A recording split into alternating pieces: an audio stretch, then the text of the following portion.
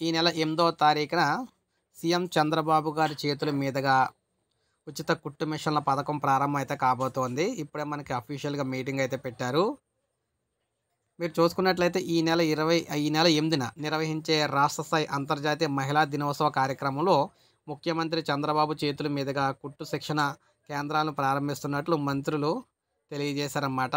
సంధ్యారాణి గారు, సవిత గారు, అనిత గారు రాష్ట్ర వ్యాప్తంగా దాదాపు 1,00,000 మందికి పైగా మహిళలకు కుట్టు శిక్షణ ఇచ్చి మిషన్లను ఉచితంగా పంపిణీ చేయనున్నట్లు వారు పేర్కొన్నారు.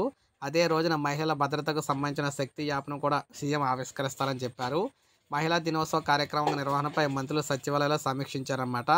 ఇందులో భాగంగా ప్రభుత్వం మహిళలకు ఉచిత కుట్టు మిషన్ శిక్షణ అయితే ఇచ్చి, తర్వాత అయితే శిక్షణ పూర్తయిన తర్వాత వారికి మిషన్లు అయితే పంపిణీ చేయబోతున్నారని చెప్పారు. అది సీఎం చంద్రబాబు గారి చేతుల మీదుగా మార్చి 8వ తారీఖున అయితే ఈ శిక్షణా కేంద్రాలు అయితే ప్రారంభమవుతాయని చెప్పేసి చెప్తున్నారన్నమాట.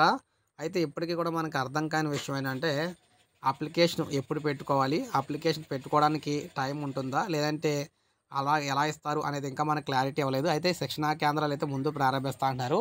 ఒకవేళ ఇన్‌కేస్ శిక్షణా కేంద్రాలు ప్రారంభించిన తర్వాత ఆ శిక్షణా కేంద్రాల్లో మరి దరఖాస్తులు చేసుకోవాలంటారో ఏంటనేది తెలీదు. సో ఏది ఏమైనా మనకి 8వ తారీఖున అయితే తెలుస్తుంది. తెలిసిన వెంటనే మీకు మళ్ళీ వీడియో రూపంలో అందిస్తాను.